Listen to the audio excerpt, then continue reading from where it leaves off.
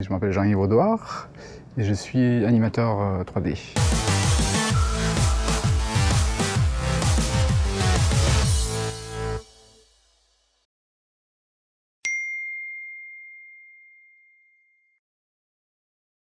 Mon premier travail, c'était en 1995 à Paris, dans une société qui s'appelait Phantom, qui n'existe plus aujourd'hui. J'ai connu ce métier-là par hasard, en fait. J'avais fait des études en informatique, mais ça me plaisait pas trop. Et un jour, je rencontre un ami d'enfance qui avait monté une école d'infographie au Canada. Ensemble, on est allé voir une boîte qui travaillait sur un film 3D à Aix-en-Provence, et ça m'a tout de suite plu. Je suis parti avec lui après au Canada et j'ai fait mes études là-bas.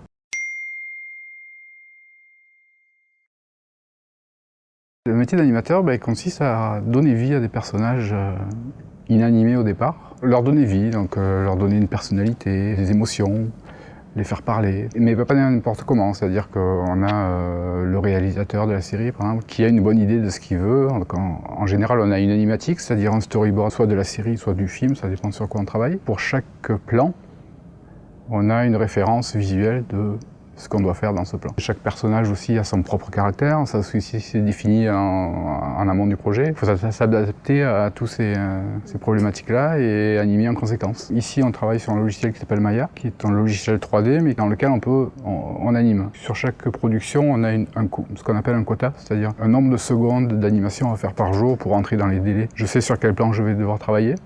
J'ouvre Maya, j'ouvre ce plan-là et je commence à animer le personnage. Quand j'ai une version montrable, montre au superviseur. Et donc on a des premiers retours. Donc, oui, c'est validé, non, c'est pas validé, on a des retouches à faire, des va-et-vient comme ça. Et quand le plan est validé, hop, on passe à un autre.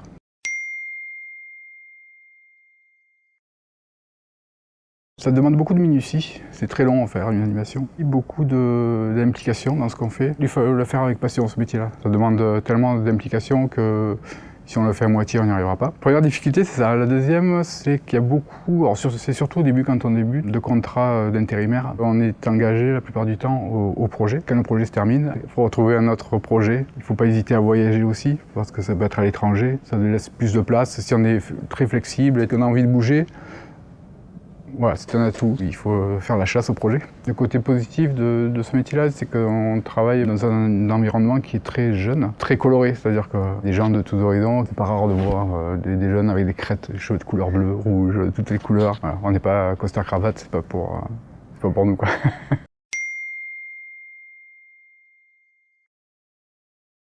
J'ai eu une formation, comme je disais au début, au Canada. J'ai fait une école d'infographie, j'ai appris la 3D généraliste, c'est-à-dire qu'on apprenait tous les métiers de la 3D dans cette formation, qui va du modeling, rigging, texture, light et animation. Et je me suis vite rendu compte en fait que c'était l'animation qui m'intéressait vraiment. Ça c'était au Canada, après la formation je suis rentré en France et j'ai trouvé mon premier travail à Paris. Le Canada m'avait tellement plu que je suis reparti au Canada, donc je suis passé une quinzaine d'années après là-bas. Ensuite je suis revenu en Europe, j'ai travaillé 3-4 ans à Londres et ensuite à Dwarf.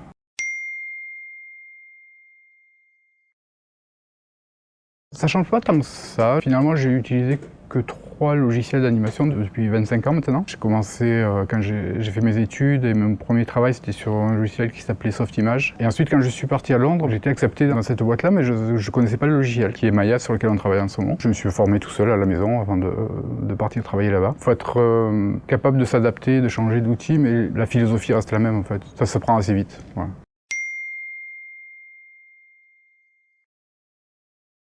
On a la chance à Montpellier d'avoir pas mal d'écoles de 3D. C'est assez pratique pour Dwarf de trouver des jeunes qui sortent de l'école. Pour recruter, c'est un atout important. Il y a le fait aussi d'être dans le sud de la France, à côté de la mer, c'est pas mal pour attirer des gens. La connexion avec Montpellier est assez facile. De Paris, un coup de TGV, on est sur place. C'est pas un coin perdu, Montpellier. Voilà, on n'est pas au fin fond de la campagne.